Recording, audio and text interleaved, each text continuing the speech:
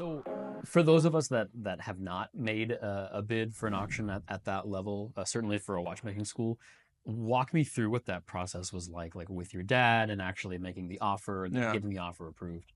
My dad's a nervous spender generally, so I kind of had to work on that side of it too. Even though he had the cash available, he's a nervous spender. So I Sure. had to explain to him like, yeah, we'll get a return quickly. You don't have to worry. Money's not going to be tied up too long. Yeah, yeah. Um, but I think a lot of people were genuinely discouraged from bidding Really? whenever they put on there, and it was in very clear terms, minimum bid 250,000. Yeah, we didn't offer that. We offered basically half. So So, you just decided to break the rule right from the yep, get-go. Yeah. just shoot them an offer, almost half. Do you think Yep, they were just bluffing, just calling a bluff? it had to have been Yeah. because I mean they took the highest bid.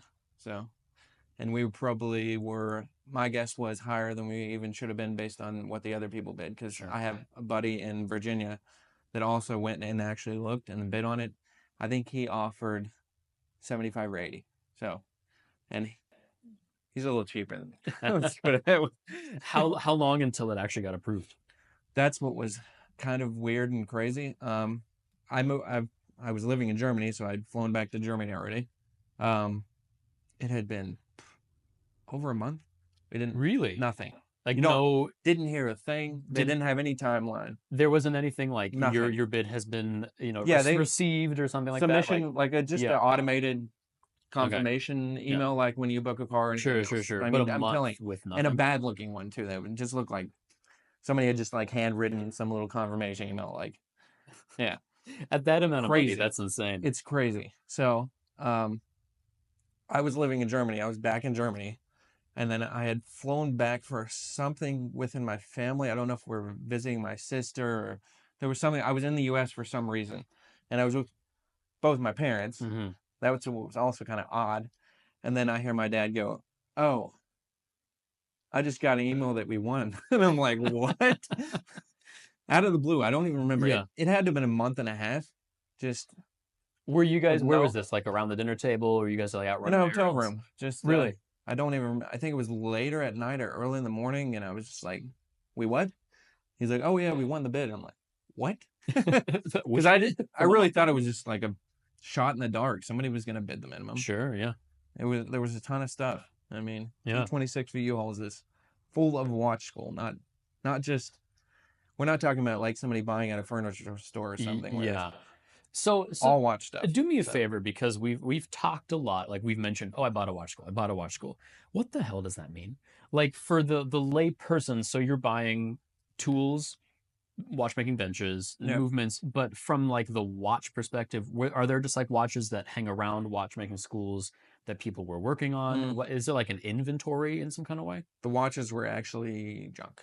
Yeah. So Because they're all for like teaching purposes or stuff people yeah, are working on. the value was in the material. Uh-huh. Unfortunately, it was a Rolex school. I don't know if we'll have to cut this or not, but they had sent 3 guys from Switzerland. They cleared every spec of Rolex out of that place. Sure. When I tell you all I got was some broken tubes, that's about it. They cleared it completely. Yeah. Yeah. So when it was a Rolex school, I'm assuming we're talking about hundreds of movements probably for Oh yeah. Rolex. Probably. So Yeah. Yeah. that's easily your return on the Oh, 250. of course. Yeah, 1 second. yeah, But exactly. yeah, no Rolex.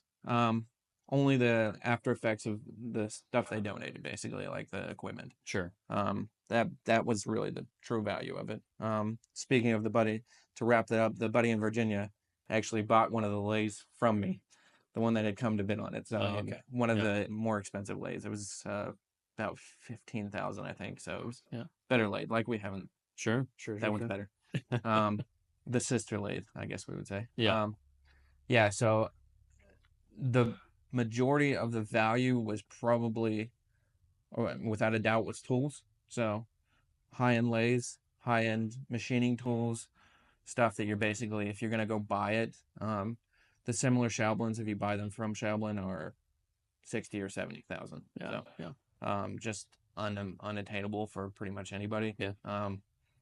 That's really the value from. We had a few hundred ETA movements that was valuable. 750s. Mm-hmm. That was one of their teaching. I think it was basically everything that was in their teaching category. So you'd have the 2824s, 2892s, Sure. 750s.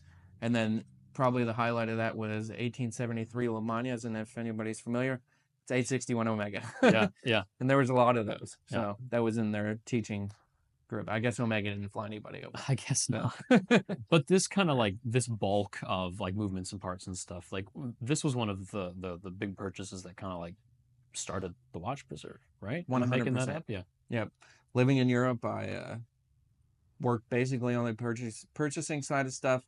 I would come over and I would do kind of what I always did, where I would find connections, go and buy watches from people, and just like kind of a backpack dealer in a sense that would Sure. sell stuff online. So that was the main thing I'd always done, and I kind of still stuck to that until I like finally said, I just bought a watch school. I have tons of equipment. I can really have a watch shop and a watch workshop. Yeah. So, and all the stuff is there. So we started a workshop in Europe with my business partner, and we actually started building some watches over there. And the big thing was repair. And then my focus was on having our workshop service our high-end stuff and sell some of it over there. So that ended up costing me a lot. That's another story. But yeah, so that's kind of where it went from there. And then the watch preserve was after that fell through semi quickly, let's say maybe a year and a half after. Sure. I transitioned to the watch preserve. Yeah. So it was just me on my own again, and then Katerina Yeah. came over and we started basically grinding, just Wheeling and selling dealing. shit like a maniac. And so the like the benches that we have here at the watch preserve, like the benches, this like that's all from that watchmaking school. Not the aluminum benches. The aluminum benches are just from me being weird. So yeah, from your personal collection. I collect them, and I like the presentation value they have. So I still have 2 benches from the school. They're in a storage unit. But the rest of them are all gone. I'm not a wood bench collector, so to speak. So Yeah, yeah. yeah. And then the high-end equipment. So I have the Schaublin I mentioned, 70 MI. That's from the school. A couple of other lathes from the school, and then just some of the better tools. Sure. So